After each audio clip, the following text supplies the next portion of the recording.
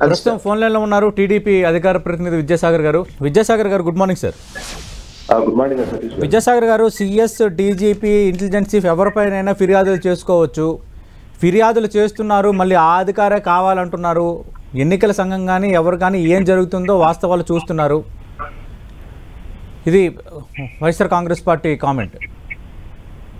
Good morning అండి. బాజీ గారికి మిత్రుడు అయితే మా మిత్రుడు ఇందాక ఏదో చెప్తున్నాడు, ఈ హరికథంలో చెప్తున్నాడు. ఐఏఎస్ని ఐపీఎస్ని తెలుగుదేశం ప్రభుత్వం ఇబ్బంది పెట్టిందంట. వీళ్ళు మాత్రం చాలా ఫ్రీడమ్ ఇచ్చారంట. ఐ ఫ్రీడమ్ ఇస్తే 9 మంది ఐఏఎస్ని 3 ఐపీఎస్ 9 మంది ఐపీఎస్ని 3 ఐఏఎస్ని ఎందుకు పంపించింది ఇంటికి? వాళ్ళ మీద ఇచ్చేటువంటి నివేదికలు ఏంటి చెప్పాలి, దానికి సమాధానం చెప్పండి.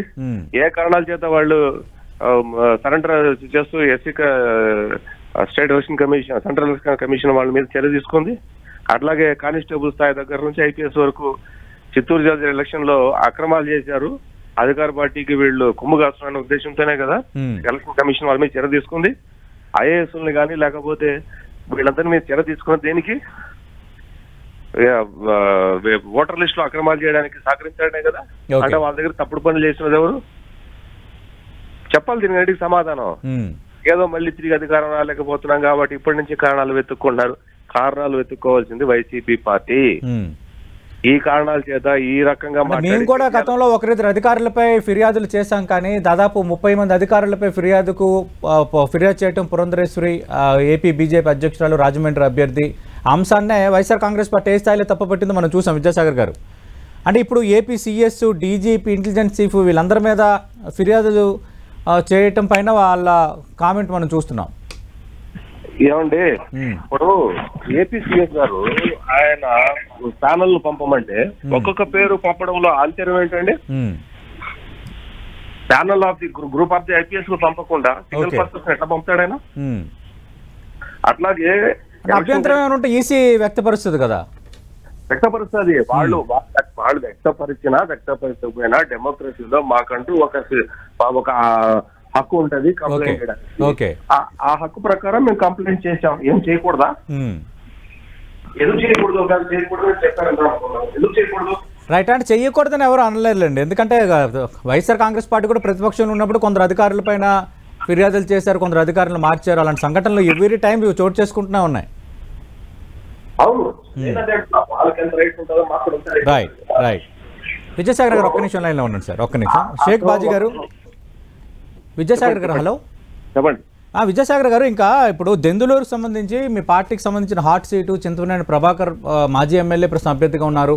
అయితే కొంచెం మార్పులు చేర్పులు జరగబోతున్నాయి. దెందులూరు టికెట్ మళ్ళీ భారతీయ జనతా పార్టీ కోటాలో వెళ్ళబోతుందన్న ప్రచారం జరుగుతోంది. అలాగే చిత్తూరు జిల్లాలో సత్యవేడికి సంబంధించి కూడా ఒక డిస్కషన్ జరుగుతుంది. సత్యవేడిలో కోనేటి ఆదిమూలంకి అక్కడ తెలుగుదేశం పార్టీ నేతలు పూర్తి స్థాయిలో సహకరించట్లేదు.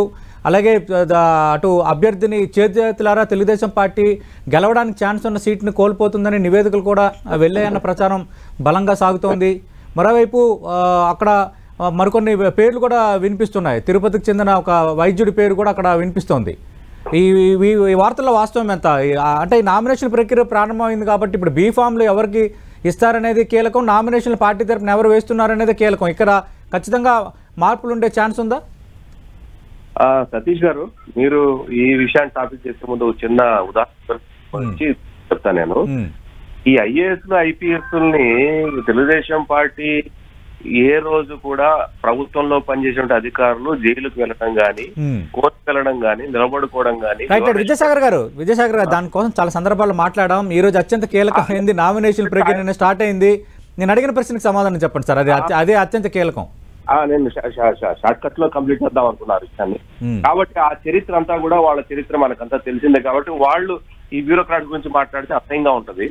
మీరు చెప్పినట్టు టికెట్ల విషయంలో ఏదైతే ఉందో ఆ విషయం ఖచ్చితంగా ఒక రకమైనటువంటి తీవ్రమైనటువంటి పోటీ, చాలా అత్యంత తీవ్రమైనటువంటి పోటీ. అంతకంటే బలీయమైనటువంటి అభ్యర్థులు ఆ నియోజకవర్గాల్లో రావటం మూలంగా కార్యకర్తలు కొద్దిగా ఆ విషయాల మీద పునరాలోచించాలని చెప్పి అనుకుంటున్నమాట వాస్తవం అయినప్పటికీ అధిష్టానం ఏ నిర్ణయం తీసుకుంటదన్న విషయం మీద మాత్రం ఖచ్చితంగా మనం వేచి చూడాల్సిందే. అధిష్టానం ఏ నిర్ణయం తీసుకుంటే అది ఫైనల్ అవుతుంది. దెందులూరు టికెట్ అనే విషయానికి వస్తే అది పొత్తులో భాగంగా మా పార్టీ వాళ్ళు తీసుకుంటే మా మీద ఆధారపడి ఉంటది కాబట్టి వాటి మీద మనం ఈ రకమైనటువంటి అంటే బయటకు టాపిక్ మాట్లాడకపోవడం అనేది కరెక్ట్ అనేది నా అభిప్రాయం అండి. మరి మీ జిల్లాకు చెందిన సత్యవేడ కోసం కూడా బాగా డిస్కషన్ జరుగుతోంది. ఒక సత్యవేడ కాదు సార్, సత్యవేడ కాదు, మదనపల్లి, తంబలపల్లి, ఈరోజు చాలా పత్రికల్లో కూడా అది వచ్చినట్టు ఉండదు ఆ రకమైనటువంటి వార్తలు. తంబలపల్లి, మదనపల్లి, తర్వాత సులూరుపేట, తర్వాత సత్యవేడు, వీటి మీద రకమైన డిస్కషన్ జరుగుతోంది. కానీ బీఫామ్ ఇచ్చే వరకు ఎవరికి ఎటువంటి దాని మీద చర్చ లేదు కాబట్టి. రాజీవ్ గారు, విద్యాసాగర్ గారు ఫైనల్ గా ఏం చెప్తారు సార్? సతీష్ గారు, ఎవరైనా మాట్లాడుకున్నా, ఎవరెన్ని చెప్పినా వైసీపీ ప్రభుత్వంలో గానీ లేదంటే రాజశేఖర రెడ్డి గారి ప్రభుత్వంలో ఉన్నటువంటి ఐఏఎస్లు గానీ వాళ్ళ గెటేసింది ఎంతమంది జైలుకి వెళ్ళారు, ఎంతమంది బయటకు వచ్చారు, ఎంతమంది కేసులు చుట్టూ తిరుగుతున్నారన్న విషయం అందరికీ తెలిసినటువంటి విషయమే.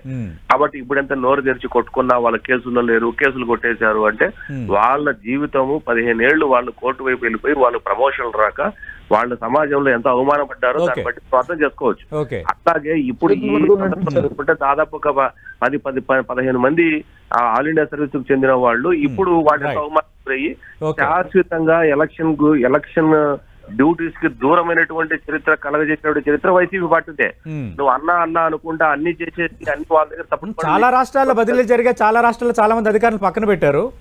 అలాగే మీరు అన్నట్టుగా వైఎస్ఆర్ కాంగ్రెస్ పార్టీ ప్రతిపక్షంగా ఉన్నప్పుడు కూడా కొంతమంది కంప్లైంట్ చేస్తే వాళ్ళని ఈసీ పక్కన పెట్టింది. నేను మాట చెప్తాను. ఇప్పుడు ప్రధానమంత్రి భద్రతా వైఫల్యం కారణంగా ఈ భారతదేశంలో ఇప్పటి వరకు ఏ ఐపీఎస్ పక్కన పెట్టిన సందర్భం మీరు చూసారా? లేదు కదా. ఓటర్ లిస్టుడు కీ చేసి డౌన్లోడ్ చేసుకుని 36,000 ఓట్లు రాజకీయ పార్టీకి ఇచ్చిన చరిత్రను భారతదేశంలో ఏఐఎస్ చూసారా?